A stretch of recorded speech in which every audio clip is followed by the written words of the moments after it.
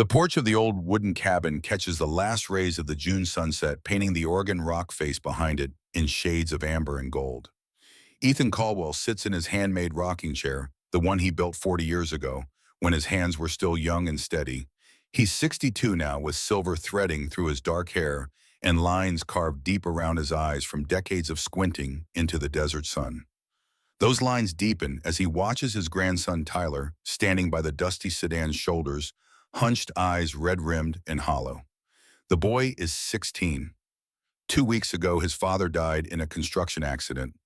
His mother, Ethan's daughter, is in the final stages of cancer treatment 300 miles away in Portland. Tyler has nowhere else to go, no one else to turn to. He stands there in the fading light, looking exactly the way Ethan looked 43 years ago, lost and broken and convinced the world has nothing left to offer him. Ethan's voice, when he speaks, carries the gravelly warmth of age and hard-won wisdom. You standing there reminds me of myself at 19, Tyler. Lost everything. Didn't know where tomorrow was. Looking at this land like it was a trap instead of a gift. He pauses, letting the silence stretch. The desert air is cooling now, carrying the scent of sagebrush and distant rain that might never come. But I understand you, son, because I stood right where you're standing, and what I learned here, what this place taught me, that's what kept me alive for 43 years. I think it's time I told you about it. Time I told you about your great-grandfather Samuel, about the cave, about the truth I thought I'd lost. Tyler moves closer, reluctant but drawn by something in the old man's voice. His sneakers scrape against the worn wooden steps. Mom said I had to come here. Tyler says, his voice cracking like thin ice. Said you'd help me. Ethan nods slowly, a sad smile touching his lips. Your mother knows the story. She grew up hearing me tell it. Now it's your turn. He gestures to the chair beside him. Tyler hesitates, then sits. The wood creaks beneath him, familiar and solid. What do you see when you look at this land? Ethan asks. Tyler glances around at the well-maintained cabin, the carefully tended property, the modern solar panels gleaming on the roof. It's nice, but Mom said you inherited it when you had nothing. Ethan's laugh is soft and knowing. That's right, but that nothing turned out to be everything, Tyler. Let me tell you how. He settles deeper into his chair, and his voice takes on the cadence of a man preparing to unearth buried treasure. The day I turned 19 was the day the state of Oregon officially stopped considering me their problem. The old man's eyes drift closed for a moment, and when he opens them again, they're looking not at the sunset before him, but at a memory 43 years distant. There was no cake that day in March 2025, no party, just a cardboard box containing 2 pairs of jeans, a handful of t-shirts, a birth certificate, and a social security card that felt like a forgery in young Ethan's trembling hands. For 12 years, he had been a ward of the state, a case file, a number in a system designed for temporary solutions that so often became permanent. Then, with the stroke of a pen on documents he wasn't allowed to read, he was free. It felt less like freedom and more like being pushed from a moving vehicle. Ms. Rebecca Thorne, his caseworker for the final 2 years, handled the discharge. She had a face permanently etched with tired sympathy, a look Ethan had seen on a dozen caseworkers before her.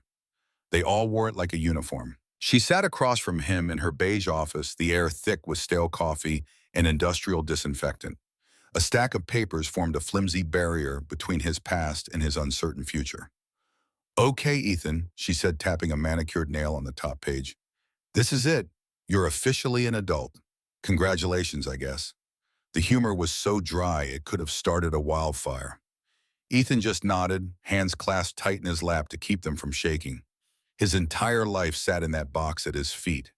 It didn't seem like enough foundation to build an adulthood on. Now, Miss Thorne continued, sliding a thick manila envelope across the desk. We need to discuss your inheritance. The word hit Ethan like a physical blow. Inheritance. It sounded foreign, like something from a movie about people whose lives mattered. My what? Your inheritance, she repeated, voice patient but strained. From your grandfather, Samuel Caldwell. It's been held in trust by the state since his passing, which was 11 years ago. Since you were a minor with no legal guardian, it defaulted to our care until you came of age. Ethan's breath caught. Grandfather. The name was a ghost, a whisper from a life he barely remembered before the system swallowed him whole. He had faded photographs in his mind of a kind, wrinkled face, the smell of sawdust and pipe tobacco, strong hands that could fix anything. Samuel had tried to keep him after his parents died, but the state had its reasons. Old age, lack of income, a house deemed unsuitable. They had their checklist, and Samuel didn't tick the boxes. Ethan hadn't heard anything about him since they took him away at 7 years old. He'd assumed his grandfather had simply faded from the world, forgotten and alone, leaving nothing behind. He left me something. Ethan's voice was barely a whisper. Ms. Thorne gave him that sympathetic smile again. Ethan, I need you to manage your expectations. It's not a fortune. It's a piece of property. She pushed the envelope closer. Ethan's name was typed on the front in official letters that made it look important, substantial. His fingers trembled as he reached for it. Inside was a deed brittle and yellowed with age, and a single rusted key attached to a small wooden tag carved with the initials SC. Ethan unfolded the deed carefully. The legal language was dense, but he could make out the important parts. A plot of land, 5 acres in Harlan County, a place he'd never heard of 300 miles east of Portland. And under the description of the property in parentheses were the words that would change everything. Includes natural cavern formation. A cave.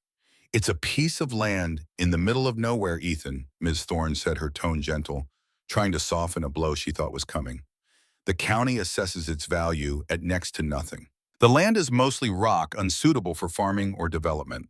The only structure is a dilapidated hunting cabin that's probably been condemned for years, and the cave, well, it's just a hole in the ground.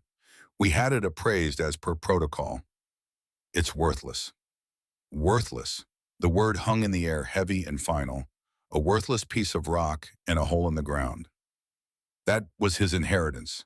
That was the final word from the grandfather he'd spent his childhood trying not to forget. For a moment, hot, bitter anger surged through Ethan's chest. Samuel had left him nothing. He'd abandoned him twice, once to the system and once to this cruel joke from beyond the grave. There's more, Miss Thorne said, pulling out another document on law firm letterhead. There's a standing offer to purchase the land from a development corporation, Titan Industries. They've been trying to buy up parcels in that area for a while now. The offer is $5,000. She looked at him, eyes trying to convey the gravity of her suggestion. Ethan, my advice as your former caseworker, and just as a person, is to take the money. It's not much, but it would be a start, enough for a deposit on an apartment, some food, a chance to get on your feet. $5,000. It sounded like $1 million to a kid with $200 to his name. It was a bus ticket to anywhere else. A clean break. The smart choice, the logical choice. Sell the worthless land, take the cash, never look back. Forget the ghost of a grandfather who'd left him a hole in the ground. But something nagged at him, a tiny splinter of doubt working its way deeper. They want to buy it? Ethan asked the question, feeling stupid as soon as it left his lips. If it's worthless, why do they want it? Ms. Thorne sighed, the sound of 1,000 frustrating conversations. Developers, Ethan, they buy up cheap, unwanted land and sit on it for decades hoping it becomes valuable. Or maybe they want it for mineral rights or access to other parcels. Who knows? The point is they're offering you a way out, a fresh start. Ethan looked down at the key in his palm. It was old, ornate in a simple way, the kind of key you might see in a fairy tale. It felt impossibly heavy. It was a key to a place he'd never seen, a place that was supposedly his. A worthless place. A forgotten place. Just like him. Something inside him, some stubborn, foolish flicker of defiance, refused to let go. For 12 years, other people had made every decision for him. They decided where he lived, what he ate, who he was allowed to become. They decided his grandfather wasn't good enough. They decided this land was worthless. Now, for the first time in his life, the decision was his. I want to see it, Ethan said, the words surprising him as much as they did her. Miss Thorne's carefully constructed patience finally cracked. Ethan, be realistic. It's a 300-mile bus ride to the nearest town, and then you'd have to find a way to get out to the property itself. There's no electricity, no running water. What are you going to do, camp out in a cave? You have nothing. I have a deed, Ethan said, his voice firmer now. And a key. She stared at him for a long moment, and he saw something flicker in her eyes. Maybe frustration, maybe just maybe a sliver of respect. She slumped back in her chair, defeated. Okay, Ethan, it's your life, your decision. She slid a bus voucher and a small envelope across the desk. This is your discharge stipend. $200. It's meant to last you until you find it well. Don't spend it all on the trip. Ethan stood, stuffing the deed, the key, and the money into his jacket pocket. He picked up his cardboard box, and it felt a little heavier now, weighted with possibility or foolishness, he couldn't tell which. The office that has been the backdrop for the final chapter of his institutional life suddenly seemed small and suffocating.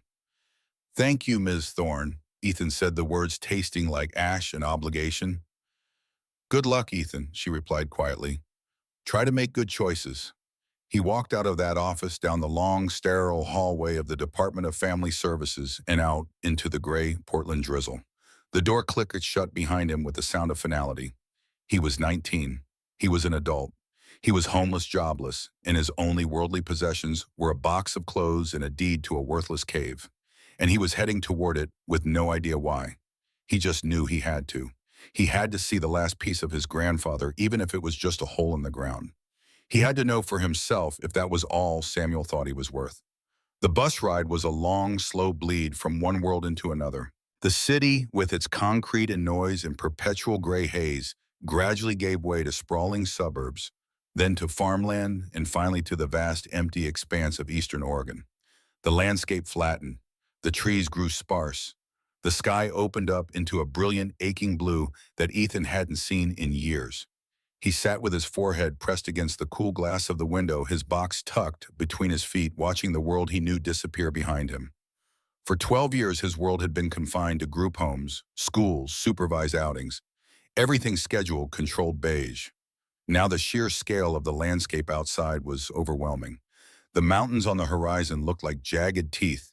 The plains stretched on forever, dotted with sagebrush and strange rock formations. It was beautiful and terrifying in equal measure. The other passengers were a quiet, transient bunch, a young mother with a fussy baby, an old man in a cowboy hat who slept with his mouth open, a group of college kids heading home for the weekend.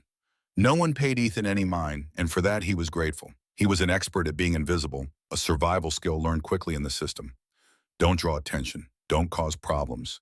Just exist. As the miles rolled by, his anger at Samuel began to curdle into a strange sort of grief.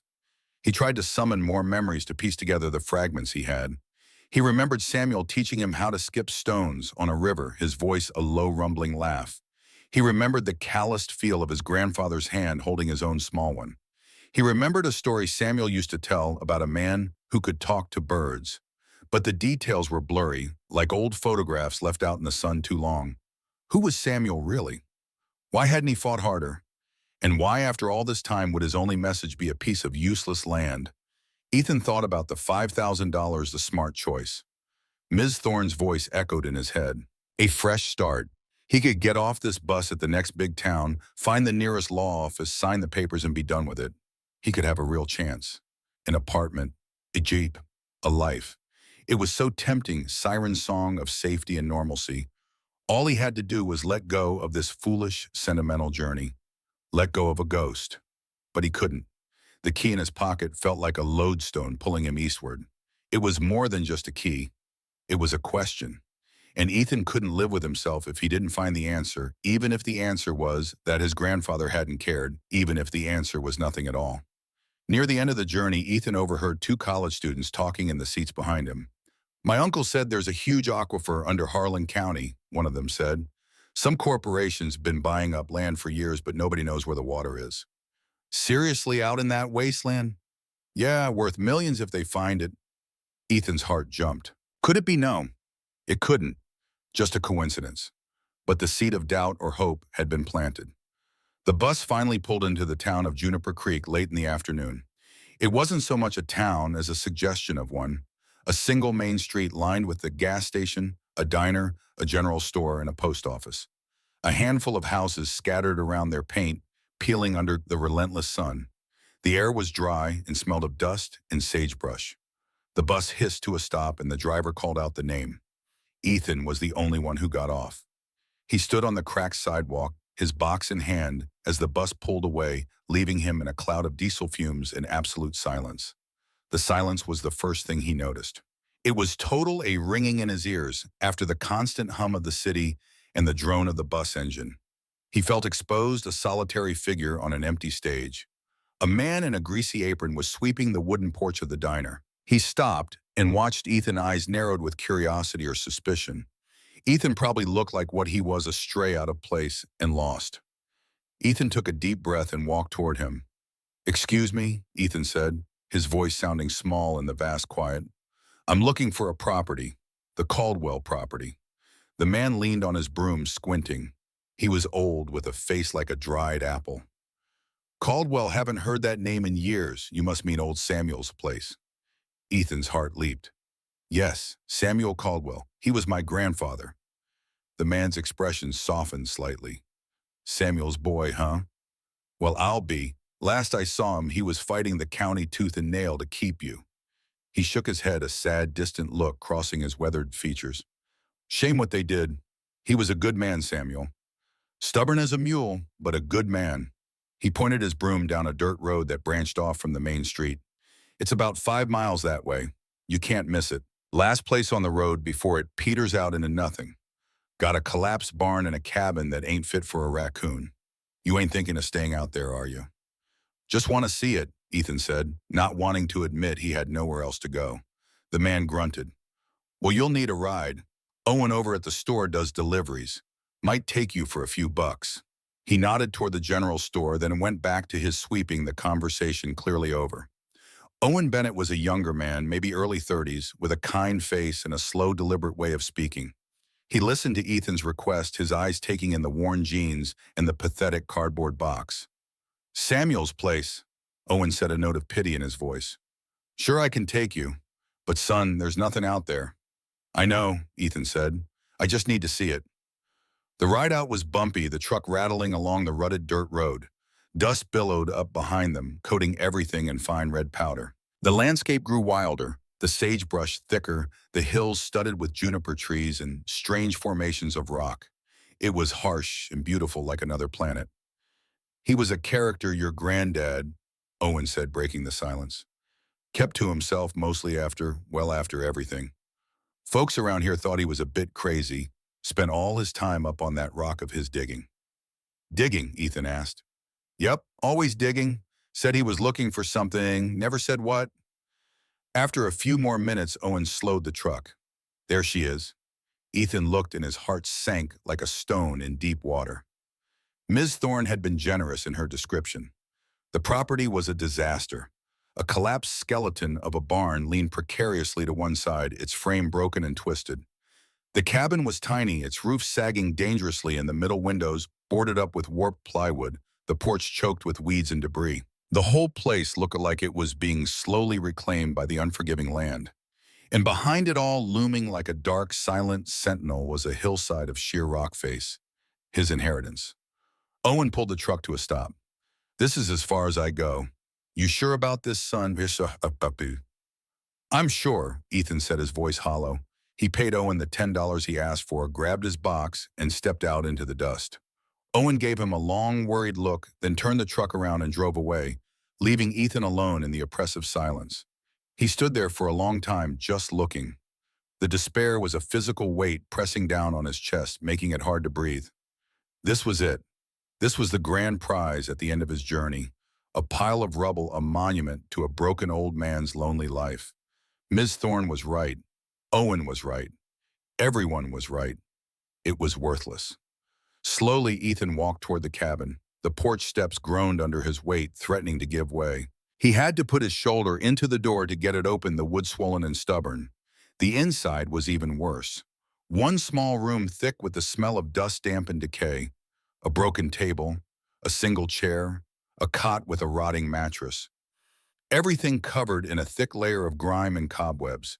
It was a tomb, not a home. Ethan dropped his box on the floor. The sound echoed in the small space. A wave of hopelessness washed over him, so powerful it made his knees weak. He had been a fool. He had chased a ghost across the state, spent nearly half his money, all for this. For nothing. He sank onto the filthy floor, buried his face in his hands, and for the first time since he was a little boy being pulled away from Samuel's arms, Ethan cried. He cried for the life he'd lost, for the man he barely knew, and for the utter crushing loneliness of his future. After a while, the tears stopped. He was left with a hollow, aching emptiness. The sun was beginning to set, casting long, eerie shadows across the floor. He knew he couldn't stay in the cabin. It felt unsafe, haunted by years of neglect and failure. He had to see the rest of it. He had to see the cave. Ethan got up, his body stiff and sore, and went back outside. He walked past the cabin, feet crunching on dry, gravelly soil, and headed toward the rock face. The entrance wasn't hard to find. It was a dark, jagged slash in the stone, partially hidden by an overgrown juniper bush. It was smaller than he'd imagined, not a grand cavern, but a narrow opening, a black mouth leading into the earth. A cold draft flowed out of it, carrying the scent of damp stone and ancient cold. It was intimidating. Ethan hesitated, his heart pounding. What was he doing? This was insane. There could be anything in there. Animals, a sheer drop, nothing. But he had come this far. He had to see it through. He took the small flashlight he'd bought at the general store out of his pocket, its beam a weak, trembling spear of light against the encroaching darkness. He took a deep breath, pushed aside the branches, and stepped out of the world and into the cave. The air was immediately colder, the silence deeper. The narrow entrance opened up quickly into a larger chamber, the ceiling high above his head, lost in shadows beyond his flashlight's reach. The ground was smooth, worn down by centuries of water that no longer flowed. The walls were slick with moisture glistening in the light. It was beautiful in a stark, intimidating way. A cathedral of stone and silence. Ethan walked deeper, his footsteps echoing unnervingly. The chamber narrowed again into a smaller passage. He followed it, his light dancing over the rock walls. And then he saw it. In a small alcove tucked away, as if to protect it, was a wooden chest. It wasn't an ancient treasure-filled thing from a pirate movie. It was a simple, sturdy footlocker, the kind soldiers use with a heavy-duty padlock on the front. And sitting on top of it was a small, flat metal box, a biscuit tin. Ethan's breath hitched. His hands shook so badly he could barely hold the flashlight steady. This was it. This was what Samuel had been digging for, or maybe what he'd been digging to hide. He knelt down, his light focused on the tin. It wasn't locked. With trembling fingers, he pried open the lid. Inside, nestled on a bed of yellowed cotton, was a key. It wasn't old and rusted like the cabin key. This one was newer brass, and it looked like it would fit the padlock on the chest perfectly. And underneath the key was a single folded envelope. His name, Ethan, was written on the front in shaky but clear handwriting. Ethan's heart felt like it was going to beat out of his chest. This was a message left just for him. He carefully picked up the envelope, his fingers tracing the letters of his name. He opened it with hands that wouldn't stop shaking. Inside were 2 pages filled with that same handwriting.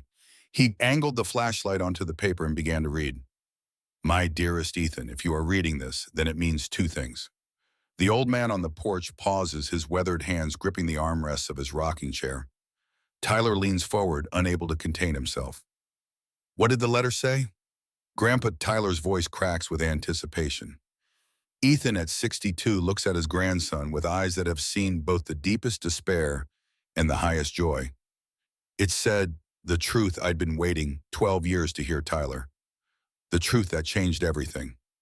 He closes his eyes and his voice drops to a whisper, as if he's reading those words again for the first time. The flashlight beam trembled on the yellowed paper in that cold, dark cave 43 years ago.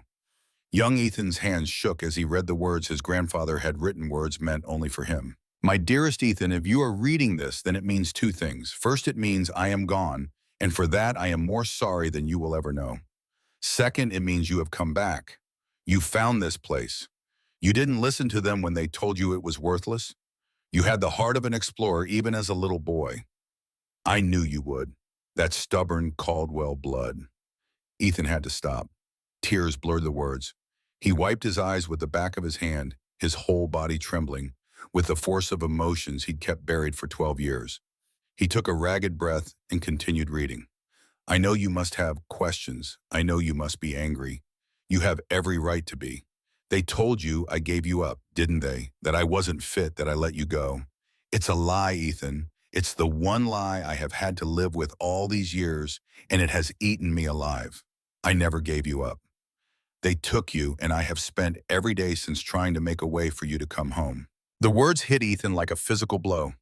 A sob escaped his throat, echoing in the silent cave. He had to stop again, pressing his fist against his mouth to keep from crying out. The simple, powerful truth of it was overwhelming. Samuel hadn't abandoned him.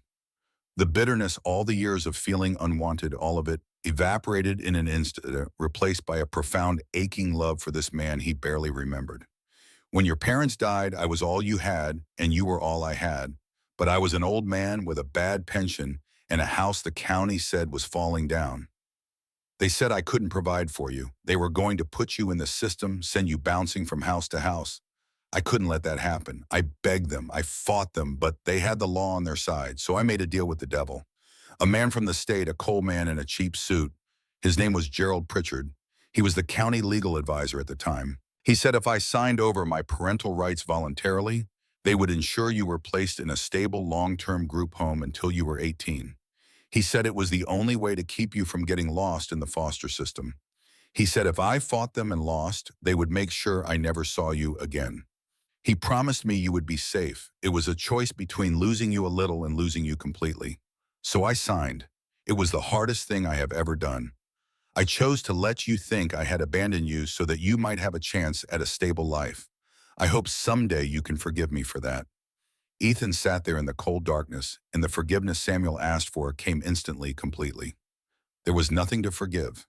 His grandfather had sacrificed his own heart, his own reputation in Ethan's eyes to protect him. He had chosen Ethan's safety over his own peace of mind.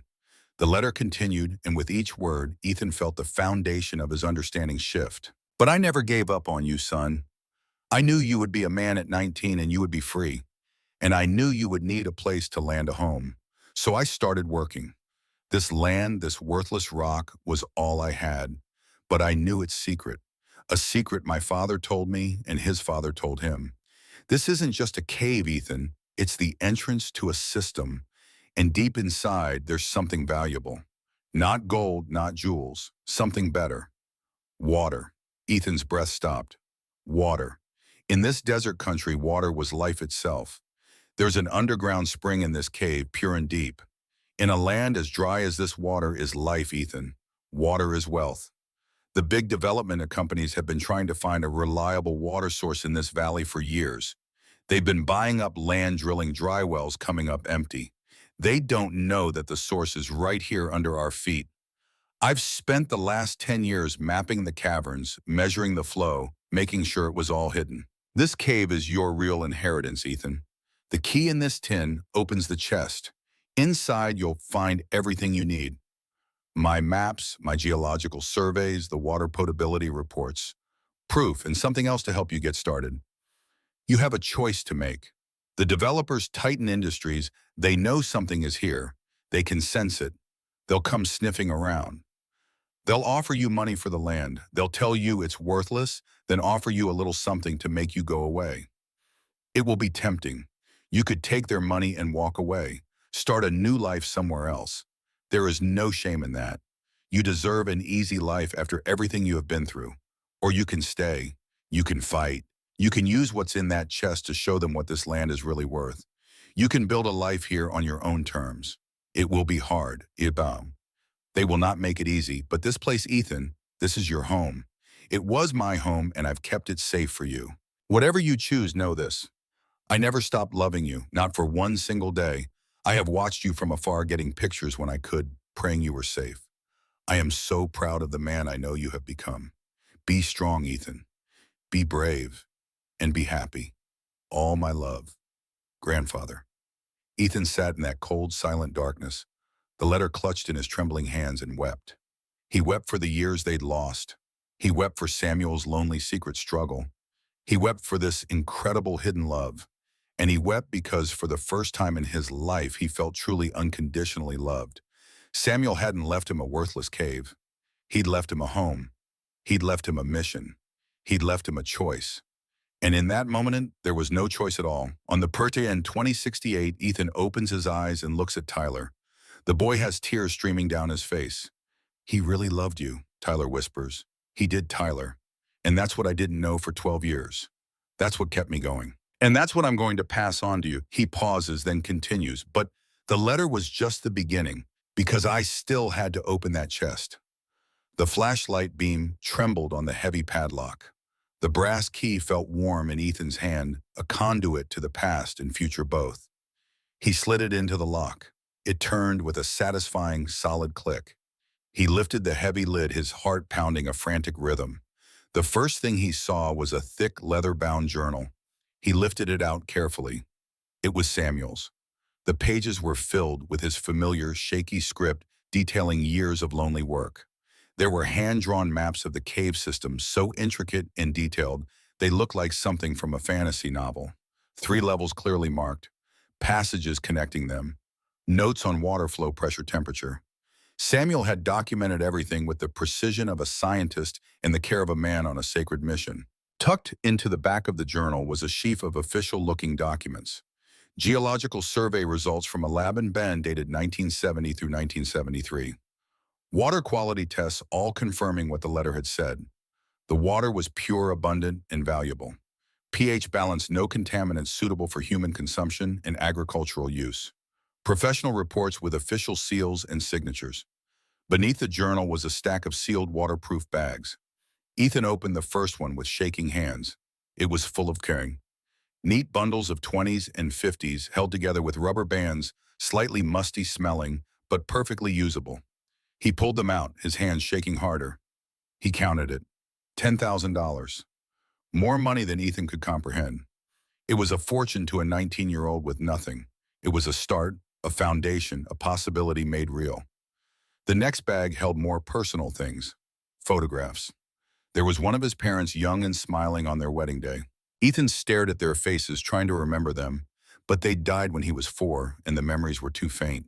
There were pictures of him as a baby, a toddler, a little boy with a gap-toothed grin, usually held in Samuel's arms or standing beside him. Samuel had kept them all. He had watched his grandson grow up from a distance, collecting these fragments of a life he couldn't be part of. There was also a simple silver locket. Inside was a tiny picture of Samuel and a woman Ethan assumed was his grandmother, who had died before he was born. On the other side, a picture of young Ethan, maybe 5 years old, holding a fish and beaming with pride.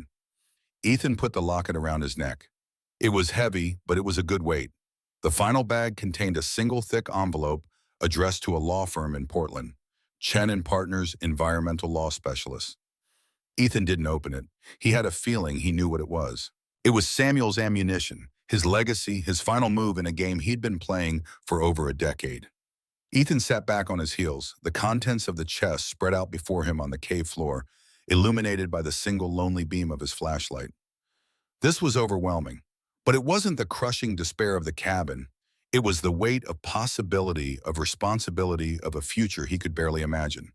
He thought about the $5,000 Titan Industries had offered.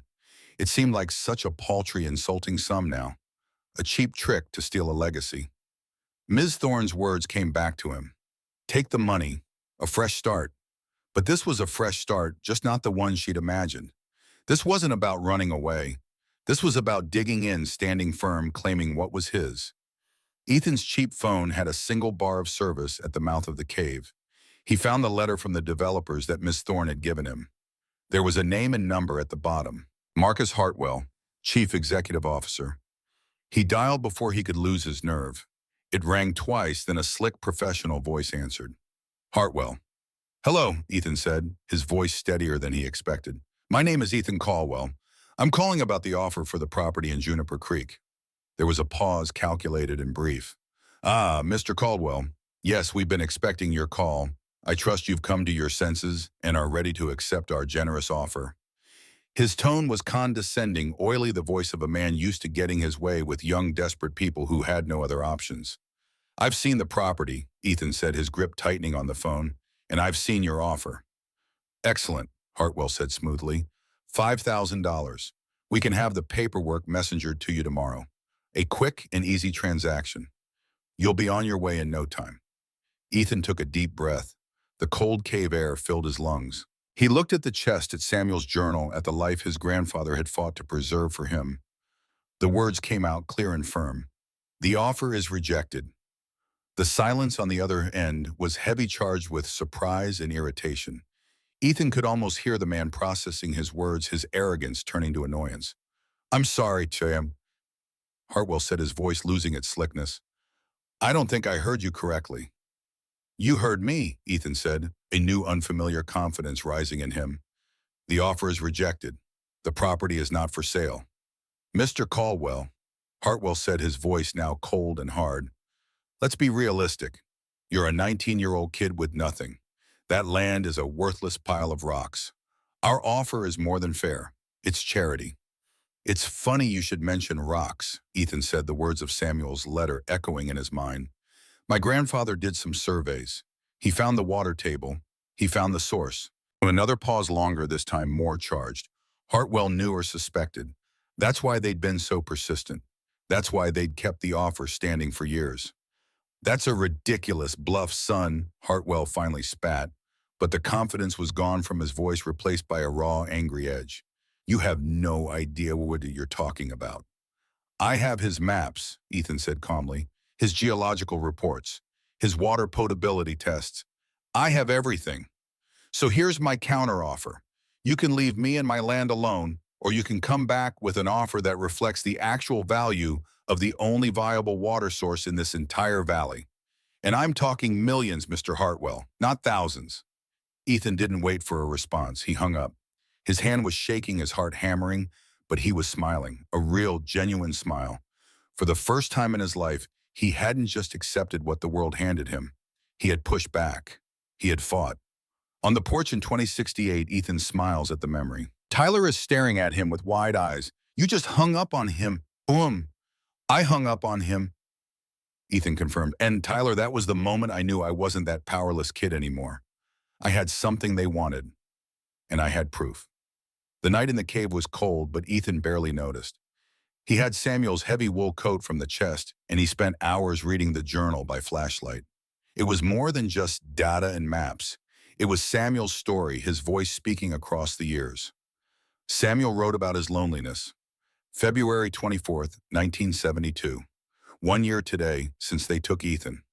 I sit here in silence and wonder if he remembers me, if he hates me. He wrote about his fears. "I'm afraid I'll die before he turns 18.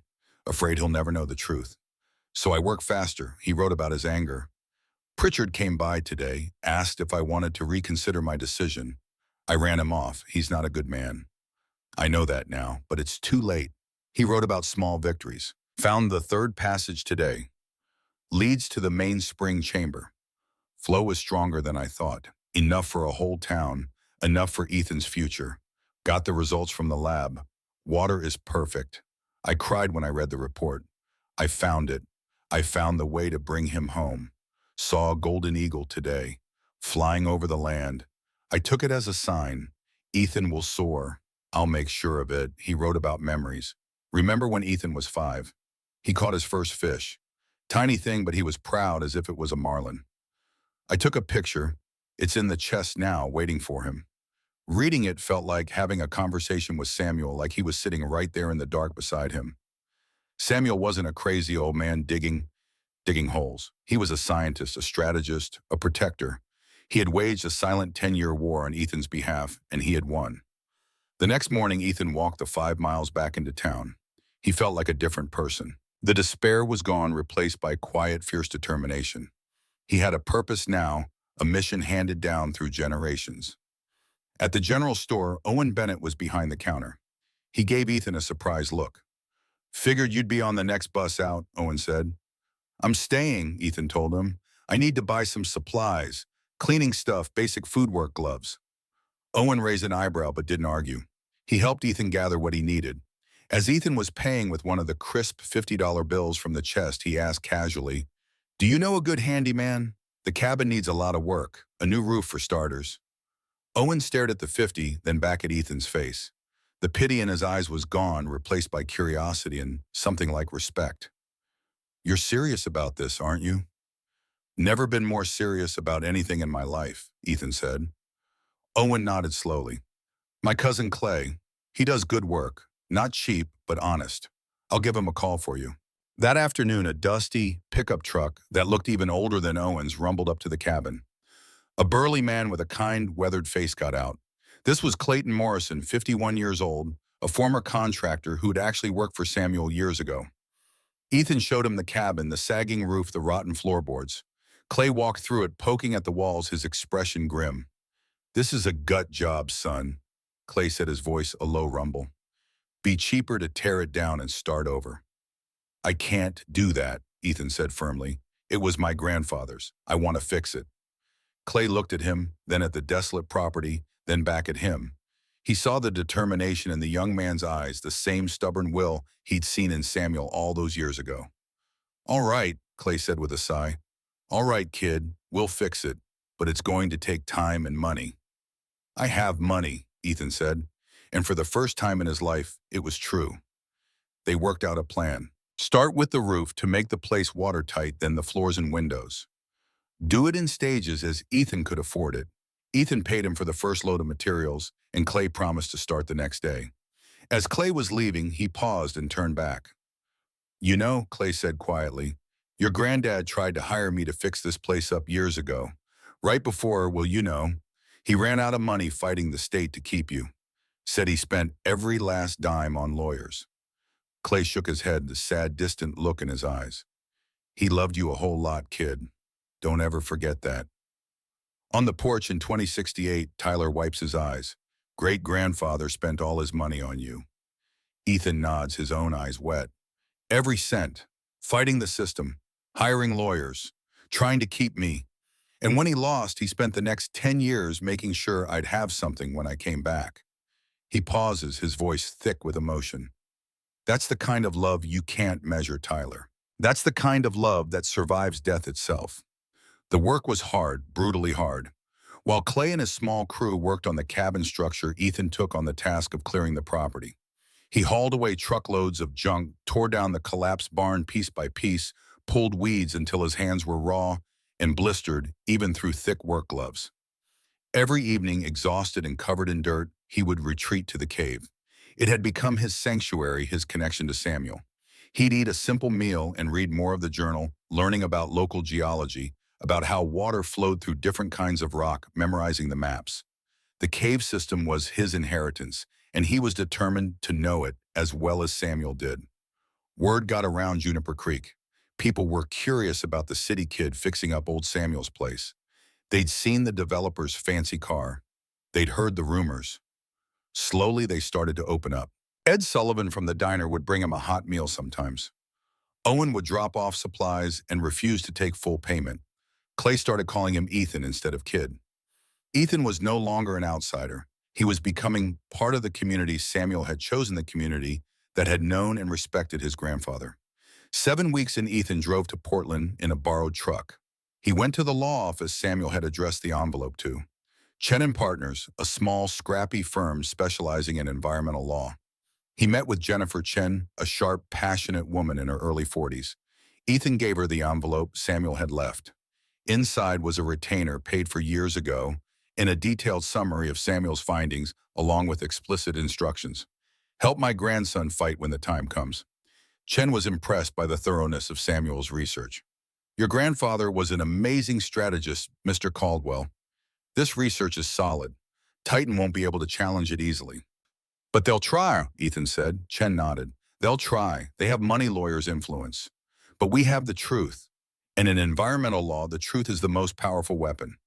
She agreed to represent him not just because Samuel had paid, but because it was right. With her help, Ethan filed the official water rights claim with the state of Oregon. As expected, Titan Industries immediately filed a challenge. The legal battle began, a slow, grinding process of paperwork and procedural motions. But Ethan wasn't alone. He had Samuel's meticulous research, a team of lawyers who believed in his case, and most importantly, he had a home to fight for. On the porch, Ethan looks at Tyler as the last light fades from the sky. And that's when the real enemy showed up. Tyler. Not Hartwell, but the man who'd stolen your great-grandfather from me in the first place. Tyler leans forward. "Who?" "Councilman Gerald Pritchard," Ethan says, his voice hardening. "And the fight with him would test everything I believed in. The stars are coming out over the Oregon high desert, countless points of light against the deepening blue. Ethan rises from his rocking chair, his joints protesting slightly, and gestures for Tyler to follow him inside. The cabin is warm and welcoming now, filled with handmade furniture and photographs spanning 3 generations. He pours 2 glasses of water from the tap water that flows clear and cold from the spring deep beneath their feet. This water, Ethan says, handing Tyler a glass, is what everything came down to. Not just the money, not just the land. The water was life itself, and there were men who would do anything to control it. He settles into a worn leather chair, and Tyler sits across from him on the couch that Nora, Ethan's wife, and Tyler's grandmother made them buy 15 years ago.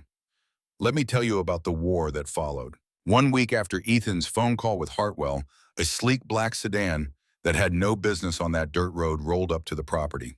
A man in an expensive suit stepped out. It was Marcus Hartwell himself, come to see what kind of foolish kid had dared to refuse him. Hartwell looked around at the flurry of activity. New rafters were going up on the cabin roof. Piles of cleared brush sat ready for burning.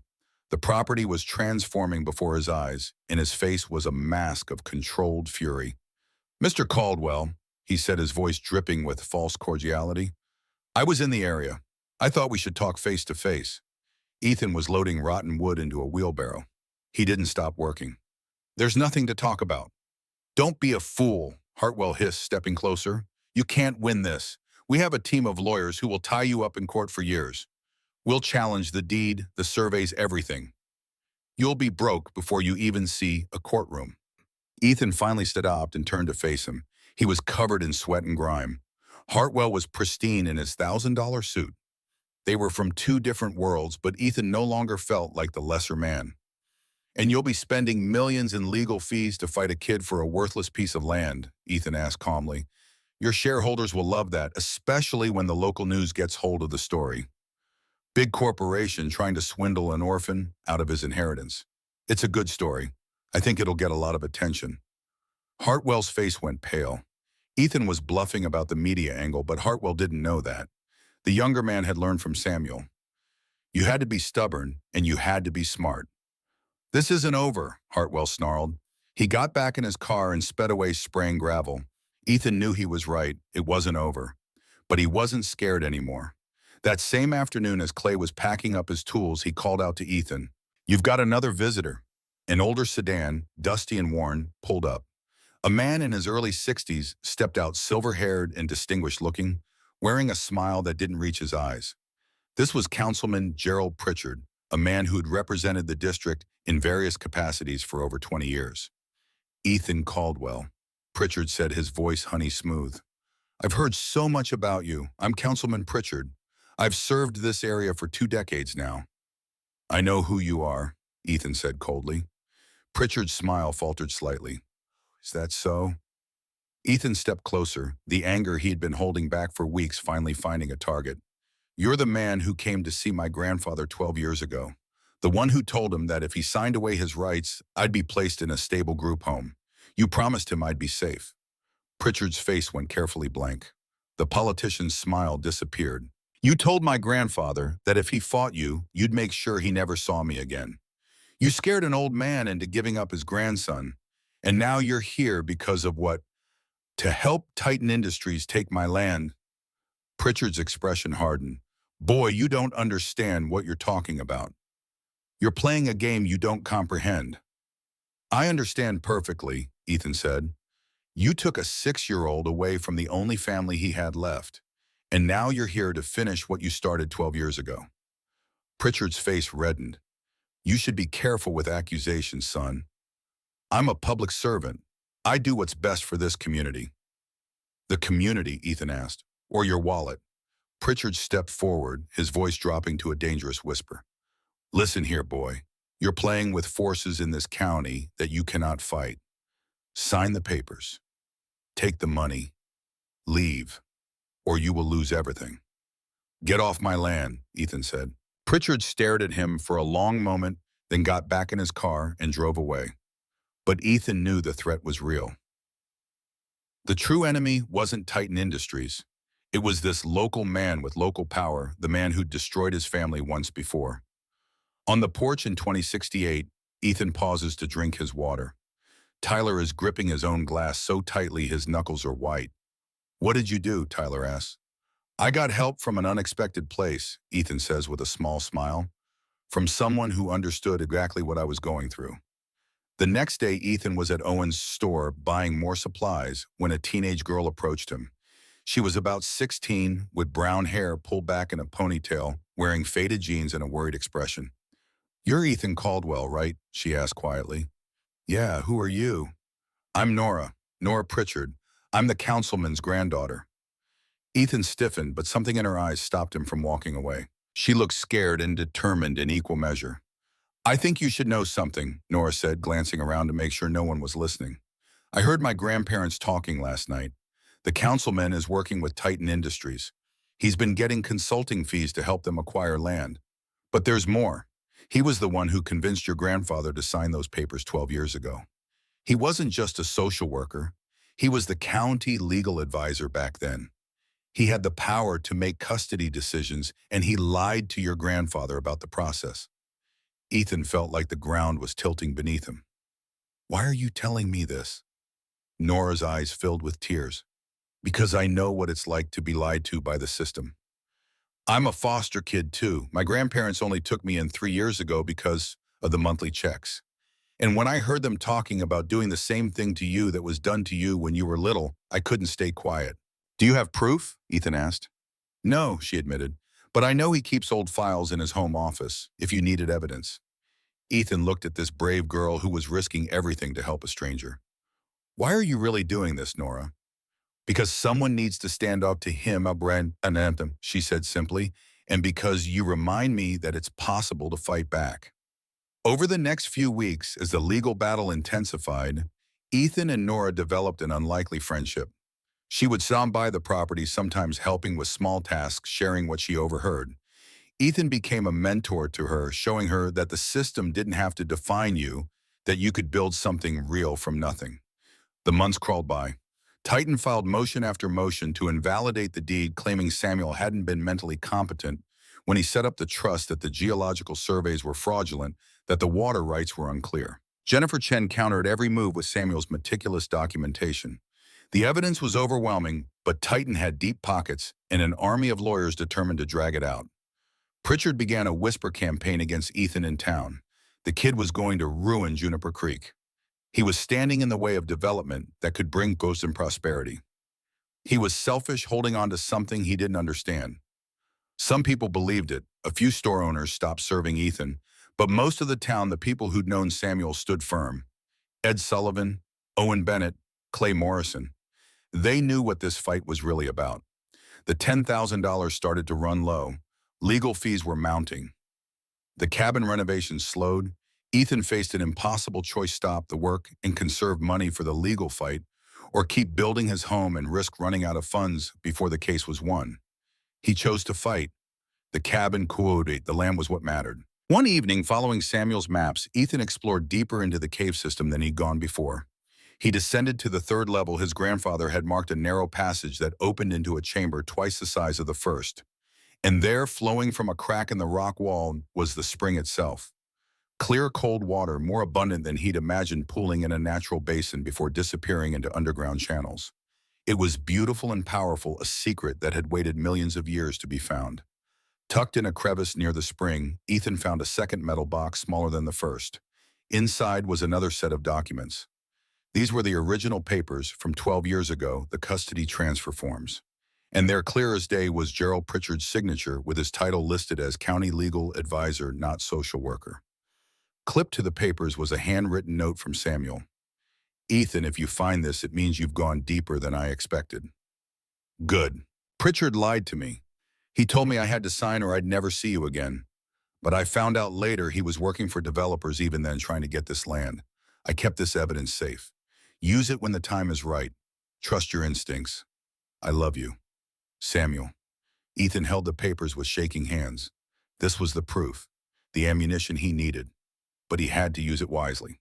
3 months after Ethan filed his water rights claim, Titan Industries and Councilman Pritchard organized a town hall meeting. The subject was future water development in Harlan County. It was a trap, a public relations move designed to turn the community against Ethan and force him to settle. The meeting was held in the county council chamber. 60 or 70 people packed in, curious and concerned. Marcus Hartwell stood at the front with a slick PowerPoint presentation about jobs, investment, modern water infrastructure for the whole region. All they needed was cooperation from Mr. Caldwell. Pritchard spoke next, his voice dripping with false reasonableness. I understand the young man is emotional about his grandfather's property, but sometimes the greater good must come before personal attachment. We're prepared to offer fair compensation. Some people nodded, others looked skeptical. Ed Sullivan sat in the front row, arms crossed. Owen and Clay were there too, watching carefully. Then Ethan stood up from the back row. Can I say something? He asked. Pritchard's face tightened with displeasure, but this was a public meeting. Of course, Mr. Caldwell. This is an open forum. Ethan walked to the front carrying a folder.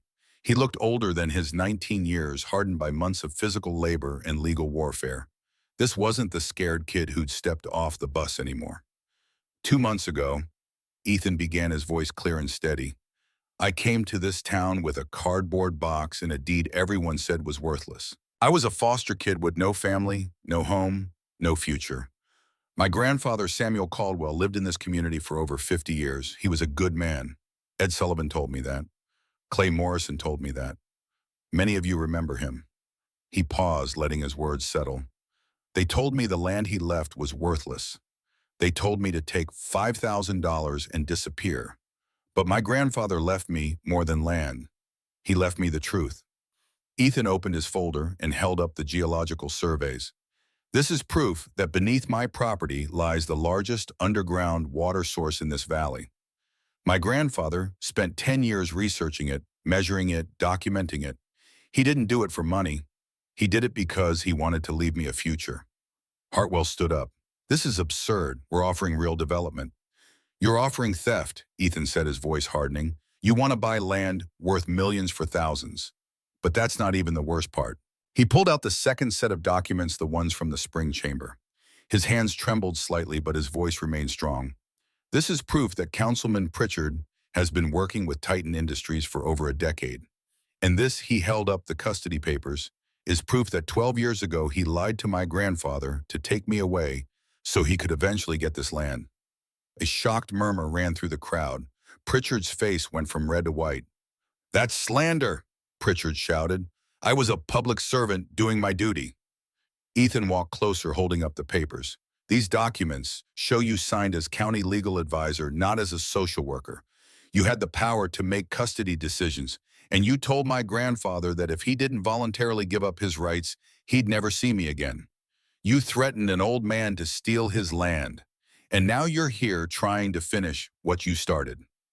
Ed Sullivan stood up, his old voice carrying through the chamber. Gerald, I've lived here longer than you've been alive. I remember when you came to work for the county. I also remember when Samuel told me something wasn't right about how they took Ethan. Now we know why. Owen stood, then Clay. One by one, people rose to their feet, not in applause, but in silent solidarity with Ethan. Hartwell realized they were losing. This meeting is over. We'll see you in court. But as Titan's representatives and Pritchard hurried out, the room erupted not in anger, but in support. People came up to Ethan, shaking his hand, offering words of encouragement. The tide had turned. Outside the chamber, Nora was waiting. She hugged Ethan quickly, tears in her eyes. You did it. You told the truth. We did it, Ethan said. Thank you for trusting me. 3 more months passed. The legal battle continued, but everything had changed after the town hall. The local newspaper ran a story about Pritchard's conflict of interest.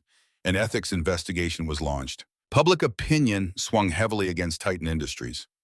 Finally, Marcus Hartwell called Ethan directly. Mr. Caldwell, he said, his voice tired and stripped of its earlier arrogance. I think it's time we talked, not as enemies, as businessmen. They met at Jennifer Chen's office in Portland. Hartwell, 2 of his lawyers, Ethan and Chen, sat around a conference table. Hartwell laid out a proposal. Titan would withdraw from the lawsuit. They would acknowledge Ethan's water rights. In exchange, Ethan would lease them water access with strict terms. $500,000 per year for 10 years renewable. Ethan would retain ownership of the land. There would be stringent conservation limits to protect the spring. and a portion of the profits would be reinvested in Juniper Creek's infrastructure. Jennifer Chen looked at Ethan. This is a good deal. You keep the land, you get stable income, and you protect the water. Ethan sat quietly thinking he could keep fighting. He might win completely. But at what cost? Years in court, millions in legal fees. He remembered Samuel's words. Build a life here on your own terms. Sometimes wisdom meant knowing when to fight and when to negotiate. I agree, Ethan said, on one additional condition. What's that? Hartwell asked. Part of the annual payment goes into a scholarship fund for foster children in Oregon. It'll be called the Samuel Caldwell Memorial Scholarship. Chen smiled. Hartwell nodded slowly. Deal. As they were signing the papers, Hartwell asked to speak with Ethan privately. They stepped into an empty office. I need to tell you something, Hartwell said. 20 years ago, I was a foster kid like you. I put myself through law school on scholarships and loans. I thought if I became rich and successful, I'd prove everyone wrong who said I'd never amount to anything. But somewhere along the way, I forgot why I started. I became exactly what I used to hate. He looked at Ethan with genuine respect. You reminded me of who I used to be. Thank you for that. Ethan didn't know what to say. Even the villain had a story, had reasons, had once been someone different. On the porch in 2068, Ethan finishes his water and sets the glass down gently. 1 year later, he tells Tyler, the cabin was finished. The land was productive. I used some of the money to help Juniper Creek fixing roads supporting the school. Nora graduated high school and got into college on the Samuel Caldwell Scholarship. And I asked her to marry me. Tyler's eyes widen. Grandma Nora? That was her. Ethan nods, smiling. That was her. Your grandmother was the bravest person I ever met. She stood up to her own family to help a stranger. We built this life together, had your mother here in this cabin. And when Nora passed 5 years ago, she was buried up on the hill next to where we scattered Samuel's ashes. He stands his old bones creaking and walks to the window. The cave entrance is visible in the moonlight. But the most important part of the story hasn't happened yet, Tyler. As if on cue, headlights appear on the dirt road. Owen Bennett's truck pulls up, and from the passenger side, a small figure emerges. A boy, maybe 8 years old, with a battered backpack and frightened eyes. Ethan walks out onto the porch with Tyler following. Owen helps the boy out, speaking quietly to him. Ethan, Owen calls. This is Marcus. He just came out of the foster system in Portland. No family, nowhere to go. I thought maybe you could help. Ethan looks at the boy and sees himself 43 years ago. Lost, scared, convinced the world has given up on him. He walks down the steps and kneels to be eye level with the child. Hello, Marcus, Ethan says gently. My name is Ethan. I know what it feels like to be lost. But I promise you, you're not alone. You have a home here if you want it. The boy's lip trembles. Really? Really, Ethan says, and he feels Tyler's hand on his shoulder, 3 generations connected in this moment. Someone fought for me once. Now it's my turn to fight for you. He stands and looks at Tyler. And someday, it'll be your turn to fight for someone else. That's what legacy means, Tyler. Not the money or the land. It's what we pass forward. It's helping the next person find their way home. The stars blaze overhead, countless and eternal. The spring flows deep beneath the earth as it has for millions of years, as it will for millions more. And in this small corner of Oregon on land that was once called worthless, 4 people stand together in the warm light spilling from the cabin windows. Ethan puts his arm around Tyler and gestures for young Marcus to come closer. Let me tell you both about your great-grandfather Samuel, he says, about the cave and the water and the truth that saved us all. And as they walk inside together, the old man's voice carries on the desert wind, telling again the story that matters most. The story of how a worthless cave became a home, how abandonment became love, how one man's sacrifice echoed through generations, saving not just one lost boy, but dozens, maybe hundreds, through the scholarship fund and the example of standing firm. The door closes, the lights glow warm against the darkness.